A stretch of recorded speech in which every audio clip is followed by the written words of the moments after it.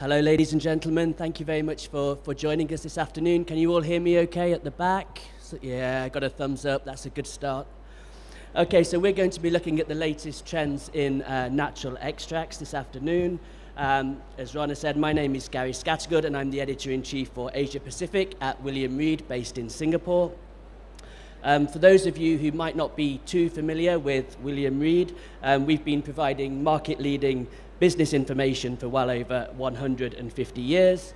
And we have offices in Gatwick and London in the UK, Montpellier in France, Chicago in the US, and Singapore here in Asia. So our business started over 155 years ago. I wasn't there then, although it does feel like I was sometimes. And we began by covering the grocery industry and eventually branched out across food and nutrition into pharmaceuticals and cosmetics. So hopefully some of you might be familiar with our cosmetics design brand, logo nicely positioned over my shoulder. If you're not, please do check us out online, where you can subscribe to our free daily email newsletters. And as you can see from this slide, we have a truly global audience with over 42,000, I think, monthly subscribers in the Americas, 35,000 in Europe and the Middle East, and 25,000 here in Africa.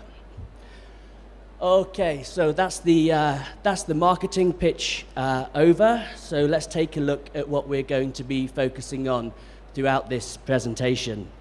We're going to start by looking at the current state of the natural extracts market, and we'll look at some of the latest data and statistics. And we are then going to turn our attention to some of the key consumer developments and trends that we're witnessing regionally and globally. We'll then drill down into some of the challenges that the sector is facing when it comes to capitalizing on that growth. And then we will look at some of the exotic, wonderful, and dare I say it, occasionally weird extracts that are starting to gain some traction. And to do that, we'll focus on Africa, the Amazon, and the Australian outback. Throughout this data, I will be drawing on, throughout this presentation, I will be drawing on some publicly available data from the likes of Mintel, Euromonitor, and Ecovia Intelligence. I've tried to credit them all where possible. If I've missed any of them out, I do apologize, but thank you very much to those three organizations for their assistance. I should also say that the organizers have very kindly given us 45 minutes for this presentation. But as my wife quite reasonably pointed out, even she doesn't want to listen to me for 45 minutes. So we'll try and keep this to around half an hour if we can. So, there we go. Can we define a natural extract? I think the kind of standard dictionary definition for what constitutes natural is an ingredient that's produced by nature or found in nature and is directly extracted from plants or animal products, and sources of natural ingredients can include herbs, fruits, flowers, leaves, minerals, and the land. However, I think what we see across our global titles is, while it's kind of easy to get the dictionary definition, it's a lot harder to define it globally when it comes to a regulatory perspective.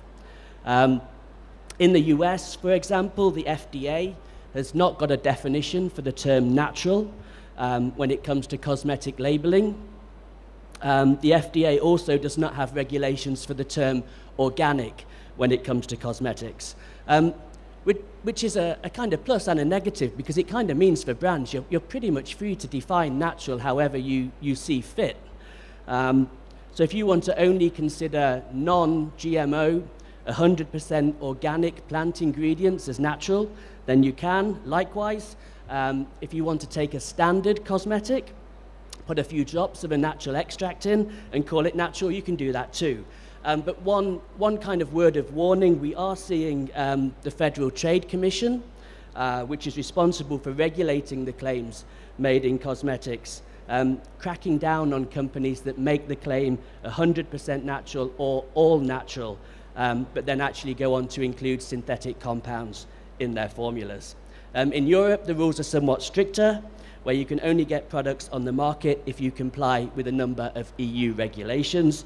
And I'm quoting here, the rules clearly state that in the labeling, marketing, and advertising of cosmetic products, text, names, pictures, and other signs shall not be used to imply that products have characteristics or functions which they do not have, which just seems like a very wordy way of saying brands should not tell lies. Crucially, in regard to natural extracts, claims must not extrapolate ingredient properties to the finished products without adequate and verifiable evidence, such as clinical studies. As ever, in Asia Pacific, the situation is far more complex because there isn't one single regulatory body. And in fact, there have been many examples of companies making false claims, and a handful have even taken to creating their own logos and certification systems to try and justify what they're doing as wholly organic or natural when quite clearly they are not. And I think that's why we see more and more companies in Asia Pacific taking a concerted stand to reassure customers of their credentials by aligning themselves with European or international standards such as EcoCert or Cosmos. But I think finally, regulatory issues aside, the best definition of natural for a brand or a manufacturer is the one that your company is comfortable with and the one that your company can achieve.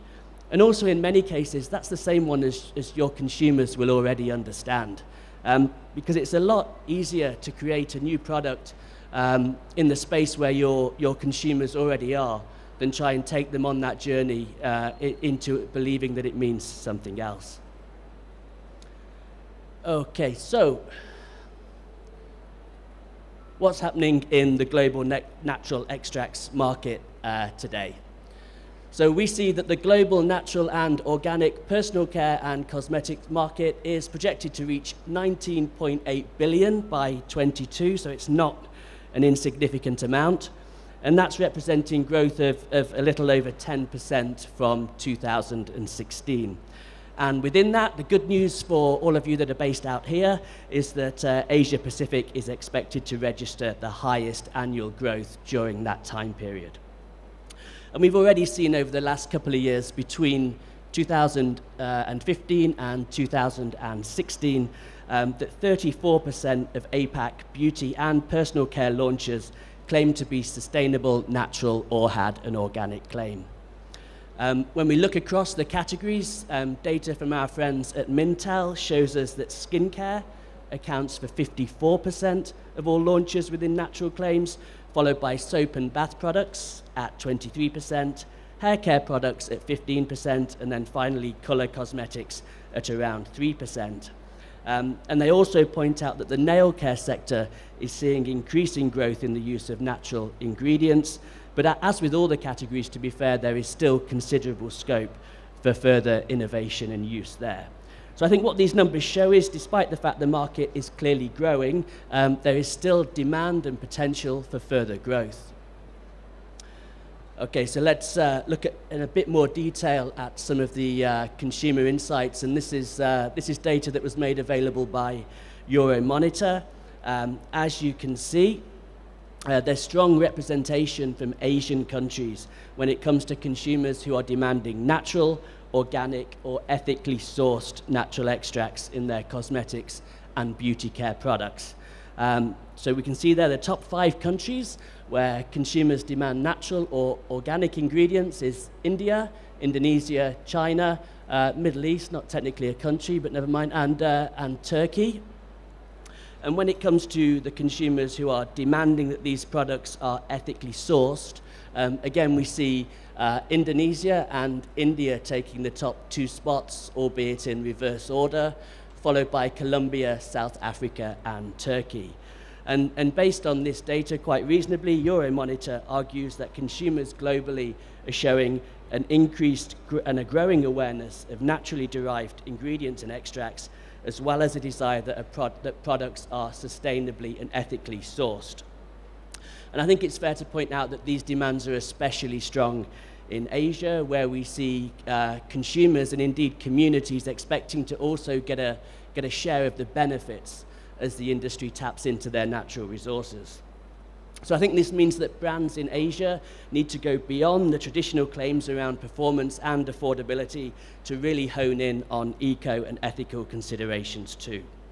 And indeed, within Asia Pacific, survey results show that green buyers, people who want these natural and ethical products, are consistent between their preference and their purchase. So around 6 out of 10 people who say they want these products are actually prepared to pay more money for them. Okay, so we can see that the market is growing, the consumer awareness is there, but as with anything in life, there are always going to be challenges where there are opportunities. And when it comes to natural extracts, one of the main challenges is around extraction considerations. I think it's fair to say that it's really important that the extraction process is both as natural as possible, which means there's no use of harsh chemicals, and the extraction process also needs to be as energy efficient as possible. Obviously, though, the most important point is that the extraction process needs to retain the active properties of the ingredients involved. And because of that, we tend to see still that cold press extraction processes are generally most favored, as this requires lower levels of energy and chemicals while also retaining those active properties. So in addition to the extraction issues, one big concern for the industry and for consumers is also around the sustainable production of natural extracts. Sustainability concerns are increasing across the cosmetics industry, so it's no surprise that natural extracts are any exception. And companies really will be shooting themselves in the foot if their naturally derived extracts have been produced through intensive farming methods or using excessive amounts of energy to harvest those products. Likewise, in very simple terms, if the harvests are extracted on the other side of the world and you're having to transport them many thousands of miles, that's going to impact on the sustainability equation negatively as well. And as I kind of touched on earlier, there's also the issue of how much industry and brands and companies give back to the local and indigenous communities that they're sourcing these products from. And then also, again, somewhat kind of obviously, it's also worth mentioning that in many cases, these naturally derived extracts are subject to weather and environmental factors that can impact on the source of supply. So while it's worth pointing out that we see from all of the data that consumers clearly want sustainable natural extracts, there's a bit of a divide between what they want and actually what they understand about it. For example, there's still quite widespread consumer misunderstanding and confusion around what sustainability actually means, and especially what logos you might see on pack that reflect this. So in the UK, Ecovia Intelligence, which used to be known as Organic Monitor, asked buyers of natural personal care products what logos they look for when it came to natural and organic products. And the Soil Association logo, which is an organic standard, came out at number 1, perhaps no surprise. And secondly was the Fair Trade logo. Now, interestingly, Fair Trade does not have a standard for natural or organic personal care products. The Fair Trade mark is just for products that contain a minimum percentage of certified Fair Trade ingredients. So on the one hand, consumers were associating this logo with sustainable ingredients. On the other hand, this logo actually means something quite different. And other research also from Ecovia showed that consumers cannot differentiate between logos such as Fair Trade, Rainforest Alliance, and so on. So I think there's a real challenge there for industry to kind of maybe unite and actually educate consumers about what these logos mean and to really back up their CSR and their ethical credentials. One way to kind of to overcome even a couple of these challenges around extraction and sustainability is the great gains we've seen in recent years around biotechnology. This really can be the answer in some cases to issues around the unreliability of sourcing and the sustainability profile of raw materials. Essentially, biotech ingredients are derived in a lab or a fermenting facility, making the process far more efficient and significantly reducing the impact on the environment. And in some cases, very rare and exotic species can be used to produce natural extracts that otherwise would not have been able to have been harvested in the wild. And the downside for some of these ingredients, though, in certain markets is due to this extraction process, they can only be marketed as naturally derived, which could be seen to be a negative in some situations. However, I think generally the kind of perception is that more often than not, the positives outweigh the negatives. And we see companies like Croda, for example, increasingly using plant cell technology to produce natural extracts, and other relatively new processing techniques like the zeta fraction technology that's owned by Ashland are increasingly coming to the fore. Right then, so we've kind of seen the market's going to grow exponentially. We've seen that the consumer demand is there. We know there's still a couple of challenges that the industry faces, but now let's turn our attention to some of the ingredients that we're seeing. And to be fair, we've tried to keep this to 5 for each region. We're going to look at Africa, we're going to look at the Amazon, and we're going to look at the Australian outback. We probably could have included 55, to be honest, such is the level of interest. But we've tried to include some of those that are pretty established, but still showing considerable growth, as well as some of those that are really starting to gain some traction. So in Africa, we'll begin with probably one of the best-known natural extracts, and that's rooibos. It's quite an interesting one, really, because its use across cosmetics is significant and it's increasing. But most of the research around it actually focuses on its nutritional benefits. And there's quite a few studies showing how in beverage form it can reduce cholesterol and potentially help prevent some cancers. But not so much has been done in the field of cosmetics. That said, however, because it's naturally high in ascorbic acid, zinc, and antioxidants, it is used across a broad range of applications. And one recent piece of research that we were able to find did show that it was effective in limiting the replication of precancerous cells, which appears to reinforce its protective benefits against damaged skin and aging environmental factors. Second on the list there is bulbine fructigens, not always easy to say. This one is perhaps a little less known, but we see it's getting picked up quite a lot by some of the smaller startup companies and also some of the indie brands.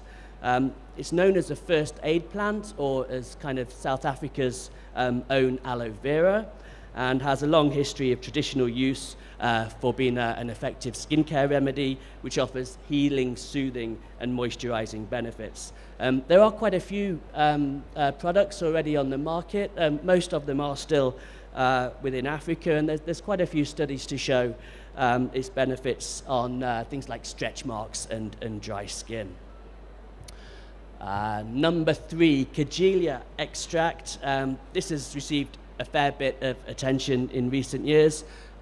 This is probably my favorite of the 5 because it comes from the fruit of the sausage tree. Sadly, said tree doesn't provide a nice bounty of sausages, so we'll have to make do with this extract instead. And its medicinal properties are used to treat a wide range of skin elements. The Tonga women of the Zambezi Valley, for example, regularly apply cosmetic applications of Kagelia fruit to their faces to enjoy a blemish-free complexion. And to be fair, its use is validated by quite a wide range of published scientific studies now, and indeed patents. And several papers support its use as an active ingredient in skin tightening formulations, and we're increasingly seeing more products come to market containing this ingredient. Next up, we have the Kalahari melon. I don't know if any of you here are from the UK or are familiar with the media in the UK, but there's a very popular newspaper, quite quite an awful newspaper, to be fair, called the Daily Mail, that has been giving this ingredient quite a bit of attention in recent months. It's branded it the new wonder ingredient for cosmetics, which will either boost its profile or give it the kiss of death, depending on your view of that publication. It's hailed as the perfect cure for dry, flaky skin and brittle hair, and it has significant moisturizing, regenerating, and restructuring properties. And that's thanks to its high content of essential fatty acids, which, crucially, are not synthesized by the body. And research shows that they contribute to the integrity of cell walls and to the I guess, the suppleness and the beauty of the skin.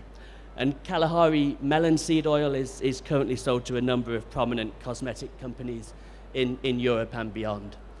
And last but not least, we have marula, the oil of which has a very high content of antioxidants and fatty acids like omega-6 and 9, and it comes from the nut contained within the marula fruit, which is a member of the mango family. And native Africans have long used this on their skin and hair as a moisturizer.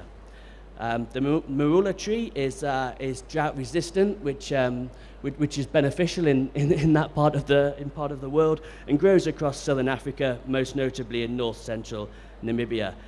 There's now quite a lot of products containing marula, and it's actually getting quite a lot of interest from the kind of finance industries and from investors. And there was one analyst recently that predicted that the marula oil industry had the potential to become a multi-billion-dollar industry. And indeed, we see major brands such as Sephora and The Body Shop. The Body Shop was actually the first to start using the ingredient back in 2002, seeing its popularity soar with consumers. Okay, let's take a flight over to the Amazon.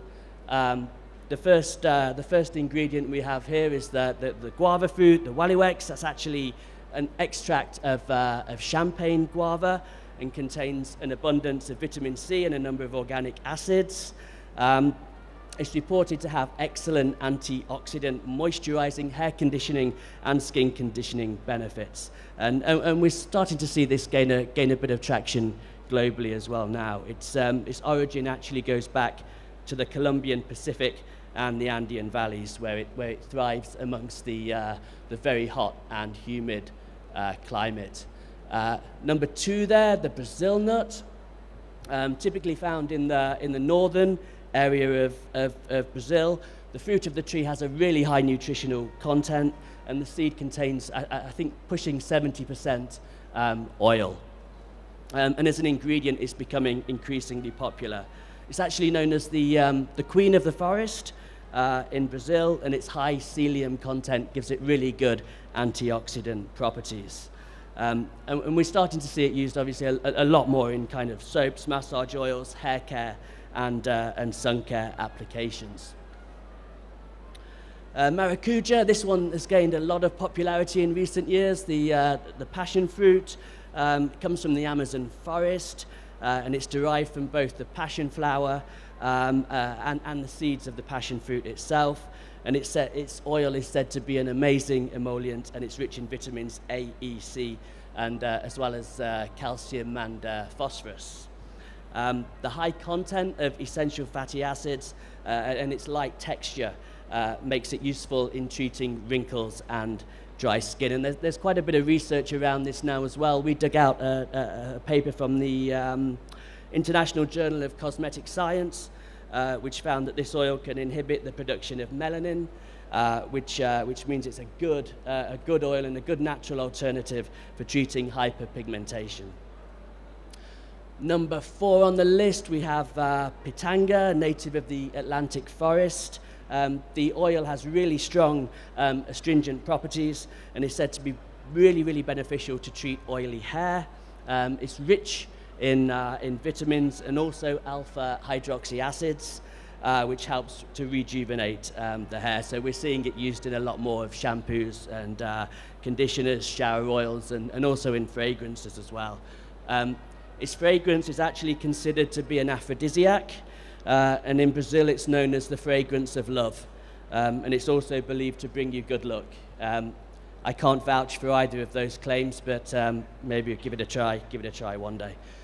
And last on the list, we have Andiroba. This is a large towering tree found in the Amazon, and it produces a brown nut which is kind of similar to the chestnut and has a really oil-rich kernel in the middle with significant anti-inflammatory properties. All parts of this tree have been used for thousands of years by the natives in the Amazon as a medicine, but its benefit for skin, I think, comes from its moisturizing and protective and anti-inflammatory capabilities. So we see it used more in products to treat acne, pimples, and to replenish dry skin. Okay, the last of our regions, the Australian outback, and I mean here we have an absolute abundance of ingredients we could have picked. This really is a kind of hotbed of innovation, and we see a lot of companies really starting to tap into traditional natural extracts that are found in the bush in Australia. First of all, we've got mountain pepper berry, most commonly associated as a superfood because of its flavor and its nutrient content. But it also has kind of powerful antioxidants, anti-inflammatory, anti-acne and skin conditioning properties as well. It's a perennial shrub native to the woodlands around Tasmania, and again, this is another ingredient that's been used by traditional communities for centuries, for thousands of years, and there are a number of companies now really trying to tap into its potential for cosmetics, but also nutraceutical and potentially pharmaceutical lines as well. Number 2 is snakevine. That's found in the coastal regions of eastern Australia. Again, historically used by the Aboriginals for thousands of years in bush medicine, and it's now becoming predicted to be a major player in natural cosmetics, largely because of its beneficial properties around whitening products, anti-aging applications, and potentially for consideration in sun care products. Macadamia, that's a lot more well known, indigenous to Australia. I think there's now something like 6 million macadamia trees in Australia to meet the growing demand from the cosmetics and personal care industry, and that's largely due to its richness in essential fatty acids, including omega-6, 7, and 9, and it's renowned to be highly beneficial for the skin, and obviously there are now an abundance of products on the market for that.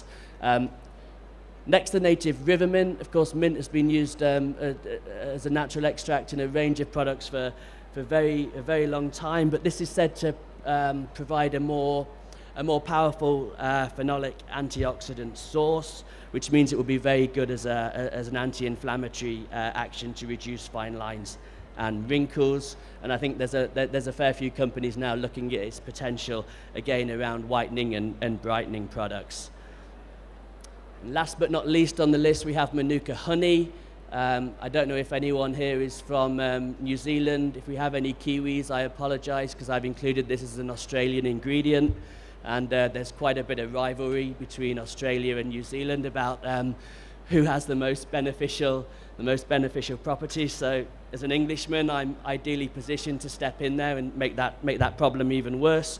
But nevertheless, Manuka's anti-inflammatory properties are well known for reducing redness, healing inflamed skin and eczema, and it also has anti-aging benefits because of its moisturizing properties. And I think in a regional context across Asia Pacific, the success of Manuka in recent years, both in probably starting out as a food source, means that level of consumer awareness is really there already, offering great opportunities for cosmetic applications. Okay, so we've looked at the Amazon, we've looked at Australia, and we've looked at Africa. So just a couple of natural extracts that are really getting popular globally, and I'm sure none of these are going to come as too much of a surprise to you. But number 1, we have kale. So it's not just a hipster ingredient for smoothies. It's now gaining a lot of support across cosmetics with its cold-pressed extracts being used for cleansers, serum, and moisturizers. It's packed with vitamins A, C, K, and E, and B vitamins, and a whole host of minerals. Number 2 on that list, with it being Halloween just about, we thought we'd better include pumpkin. The pumpkin seed extract is quite a popular now active cosmetic ingredient. It contains a lot of amino acids, phytosterols, vitamins, and also minerals such as magnesium, calcium, copper, and most notably zinc. It's been shown to stimulate collagen growth, which is making it very popular, and inhibit other factors that lead to the breakdown of collagen in our skin. Coconut, probably the most obvious one on that list. Coconut derivatives are globally absolutely huge right now, and you'll probably be able to see that as you take a walk around the exhibition outside, and it's known for its excellent moisturizing, anti-aging, and antibacterial properties. Indeed, again, according to Mintel, in 2016, 31% of all global and personal care products launched contained coconut as an ingredient, which is an increase of 10% on 2014. And last but not least, we have charcoal. So activated charcoal, which is carbon that's been treated to increase its absorbency. This is actually nothing new, but it's been used for a whole host of less glamorous applications in the past. It's actually used in hospital emergency rooms to treat alcohol poisoning and drug overdoses. And it works by attaching to the toxins in the stomach and absorbing them before the bloodstream can. And you know, in very simple terms, the theory behind activated charcoal when it comes to beauty is beauty products is very similar. It'll act like a magnet to attract and absorb dirt and oil. And obviously we see it increasingly being used for cleansers, face masks, and even in food products such as juices and smoothies. So as we start to wrap up, I'm just going to quickly run through 5 trends that might be worth keeping an eye on over the next couple of years. The first one, I don't know if any of you here were to see Sharon Queck speak from Mintel this morning, and I don't know if Sharon is here. Is Sharon here? Sharon is here. Sharon, I've shamelessly stolen this one from you, so thank you very much for this. So Sharon put out a great document earlier this year with her colleagues at Mintel, looking at how the whole idea of consumer creations and the whole idea of kind of kitchen beauty when it comes to natural extracts had a lot of potential. And I think Sharon's point was that consumers increasingly want to have more control over their beauty and personal care products. So I think where this could potentially lead is that we see more beauty and personal care products kind of cooked up in people's own homes by themselves, using ingredients that they can easily access, and using the utensils that they can find in the kitchen. So the opportunity here obviously for brands and for manufacturers and retailers is that there could be an opportunity here to sell natural ingredients either in their raw or freeze-dry states for people to then take home and come up with their own concoctions. And this might even lead to people gaining inspiration from the kind of meal kits that you can buy now, and taking that into the beauty box model. The second one, and the one that I think is probably really exciting on that list, is that I think all the innovation that we're seeing around natural extracts from the extraction process, from biotechnology, means that extracts are going to increasingly dominate the NPD process. I think there's a kind of danger at times that when it comes to using natural extracts, that it's very much there as a label claim, as a marketing tool. But I think we're going to increasingly see it come at the forefront and at the very beginning of the NPD process. I was speaking to Lisa Carroll from a company called Native Extracts that I mentioned earlier, who have an absolutely huge catalogue of products coming out of the Australian outback. And she said she was gradually seeing this kind of develop across the industry. And it was leading to a bit of a change between how formulators and marketers work together, and how they work together to tap into those needs that we've seen from consumers earlier around sustainability, around ethical sourcing, as well as their overall demand for greater natural products. To continue on the kind of sustainability theme, and to build on many of the links that we're seeing across food, across nutrition, across cosmetics, I think there's huge scope for the cosmetics industry to start sourcing some extracts and some really powerful actives that have perhaps been discarded by food production in the food industry.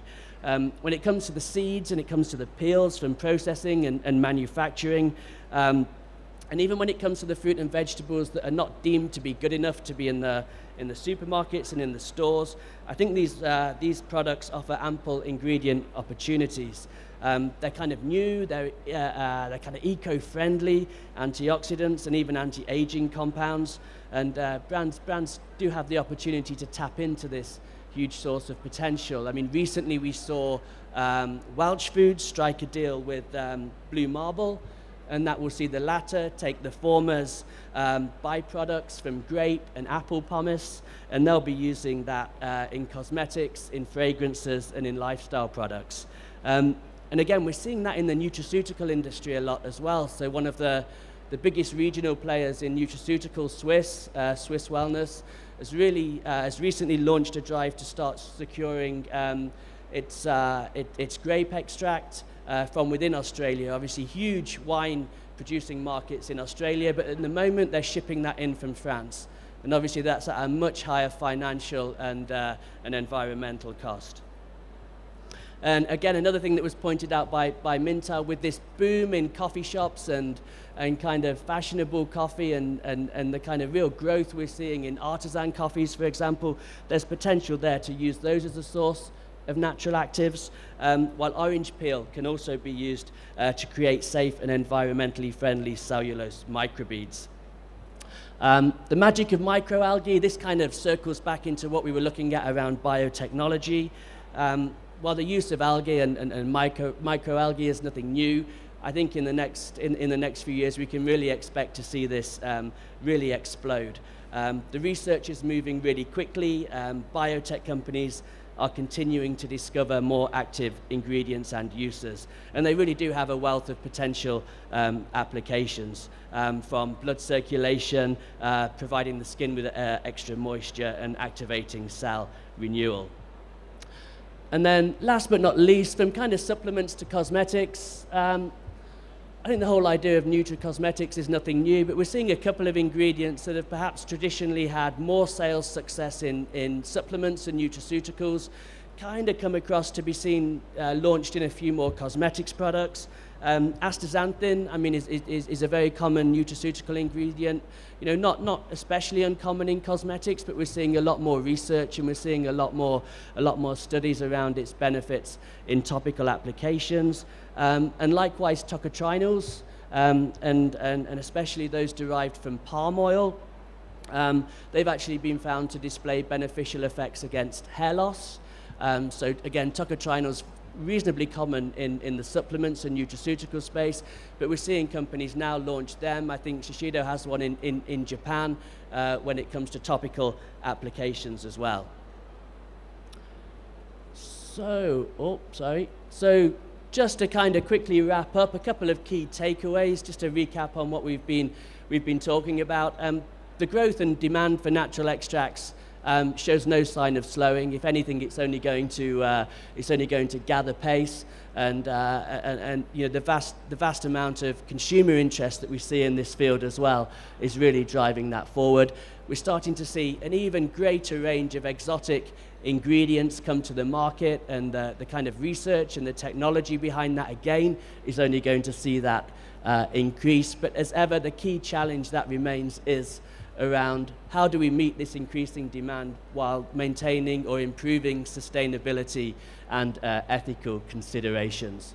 And I think the key point is that consumers are rapidly catching on to this. It's not something that they're going to turn a blind eye to. If companies and brands are making natural claims, that needs to be backed up by natural sourcing and ethical sourcing as well. So hopefully there'll be some opportunities for companies to tap into that, those kind of byproducts and those waste products that we see from other industries to potentially get some really good natural extracts out of that. So that's all from me. I hope some of that was useful. If you have any questions or want to have a chat, I will be outside, and I think my details are there. Please feel free to drop me a line at any time. Thank you very much.